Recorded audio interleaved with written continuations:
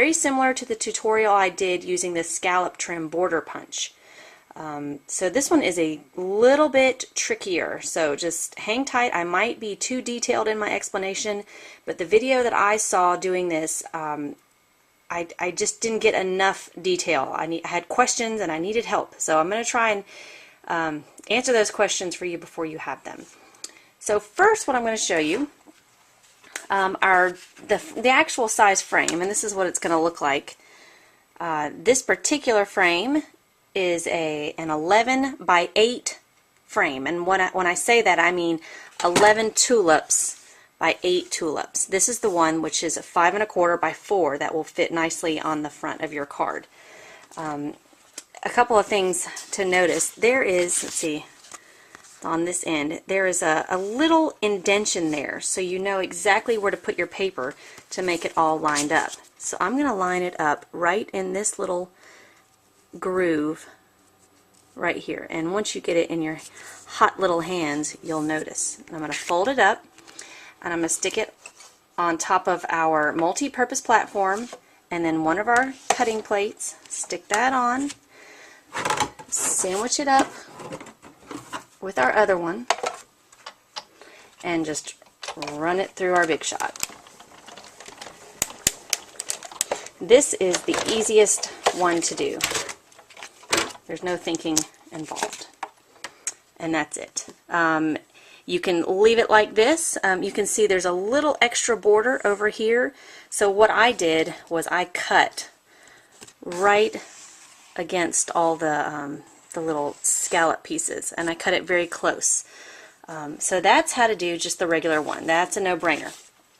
Okay, well, what if you want to resize it? So let's talk about the option like this one. This piece of paper is 4 inches by 3 1/4 inches to start out with.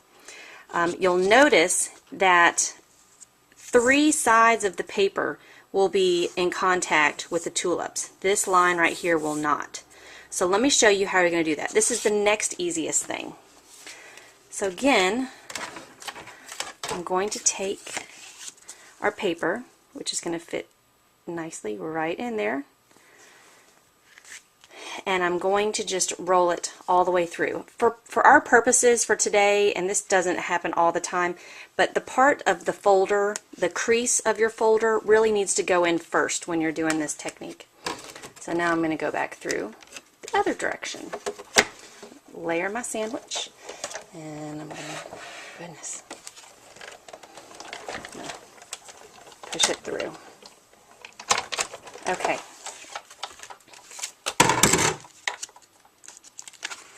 Now you will notice that 3 of my sides have been embossed. Actually, it's this side. You can either do it embossed, or this would be called debossed. But this is the embossed. Now, I want to add this part down here. Now, you're going to ask yourself, because I did, when I put this back in here, it's going to smush these sides, and it's not going to look right. Well, the pressure of the Big Shot will actually reform the paper, and you will not see this part. So don't be afraid to run this through again. It won't look too funky. Okay, so what we're going to do now, this is the kind of the bumpy side, and this is kind of the debossed side. So I'm going to use the debossed side, and I'm going to actually turn it over, and I'm going to fit like a puzzle. I'm going to fit the tulips into the grooves on this side and into the grooves on that side. So it's kind of locked in.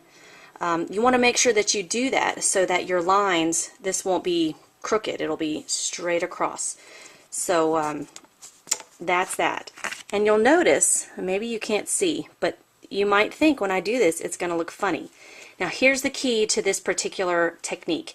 You only want to go in literally half a click on your Big Shot, because if you start messing with actually no, I'm wrong. On this particular one, it's okay.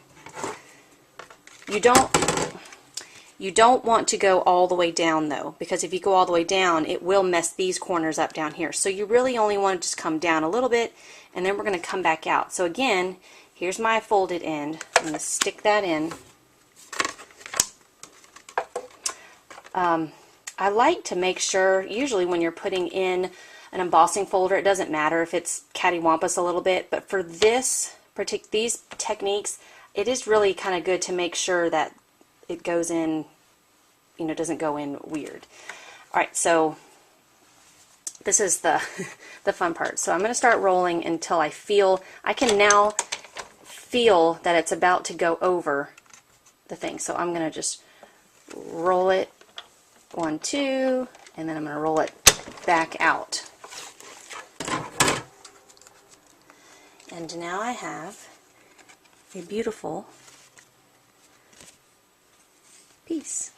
And this one is a 6 by 8 tulip, and again the original dimensions are 4 by 3 1/4. Okay, so that is a pretty one. I think this is actually half of the main card, so you could just do half of your card that way.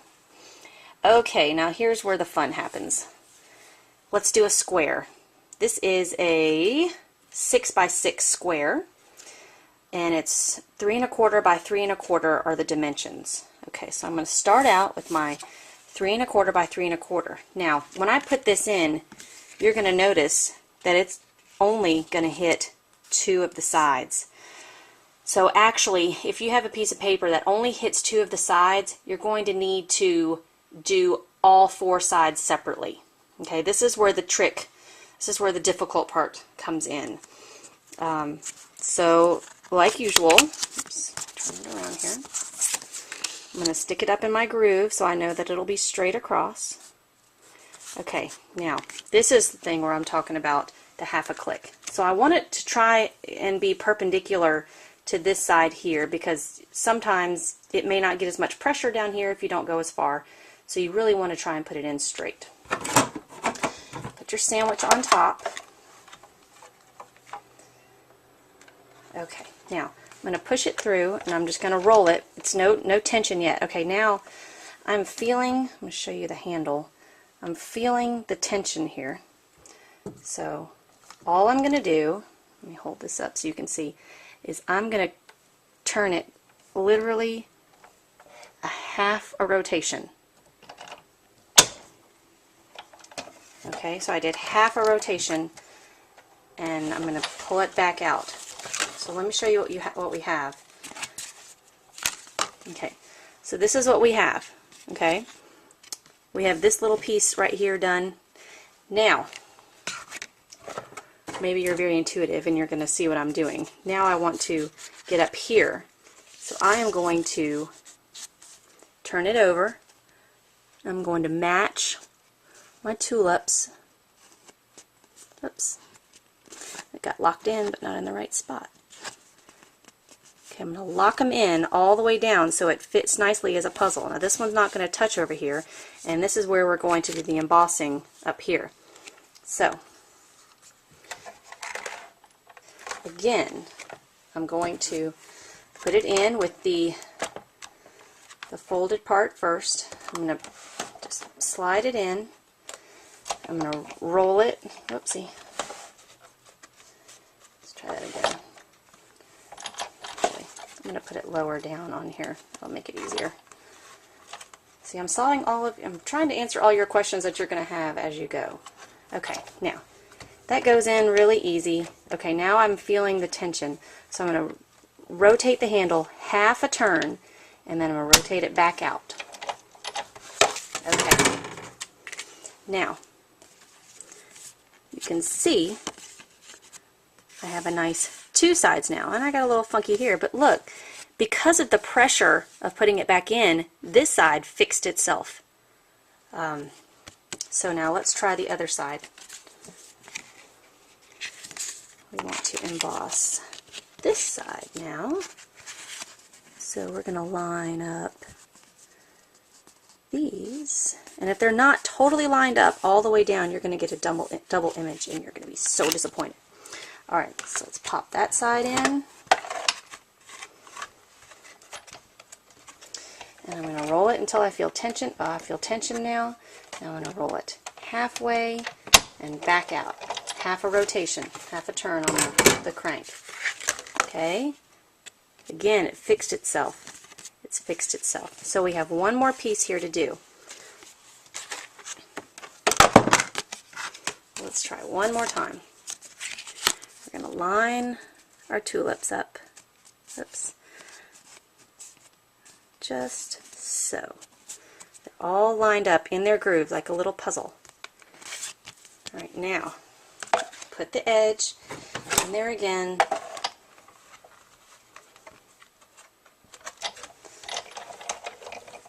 I feel the tension. I'm going to go half a turn, back out.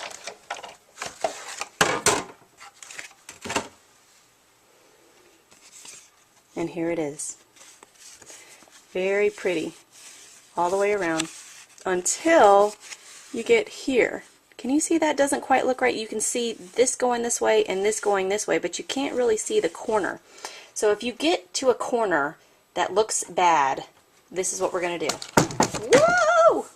User error. Okay. I know this is getting long. You're going to put the bad corner back into the slot. And you want to make sure that your tulips line up on the top and the side. Okay, now literally what we're going to do is only stick the corner in, one little blip, and back out. So let's do that. Just the corner. Until I feel some tension. There we go. Back out. And ta-da! Yay! Can't believe it worked. First try. Awesome. Then I'm just going to trim off these little edges all the way around. Now, this is already almost 14 minutes, so you're probably yawning and saying, get on with it, Beth. But here's another one that I did, which was a 4, it's a 4 inches by 2 inches, and it makes 3 by 8 tulips. And then I thought this would be a fun little strip. This is 11 by 1 to put down at the bottom of a card, or bottom and the top. So that piece of paper measures 5 1/4 by 1 1/8. So that's a fun little size. There's also this size right here, which is 2 1/8 by 1 5/8, and it's a 3 by 2. And I thought it would be fun to stamp a little greeting. You can see I didn't do a great job with the sponging here. But let me show you real quick. I didn't even ink this up. But if you want to get some nice color, there's no ink on my dauber right now, so it will be darker when you do it. But if you want those to stand out, all you have to do is that. And after I do that, that's what got me this right here.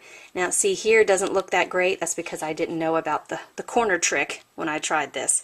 If you see Ann sorry Ann, if you see her example on Stampin' Connection, you'll notice that she has a big button right here. It's a beautiful button, and I'm just wondering if that's the corner that looked not exactly perfect on her card. So there might be one corner each time that looks kind of funny, but if you use that corner technique to put in, I think it'll be I think it'll work.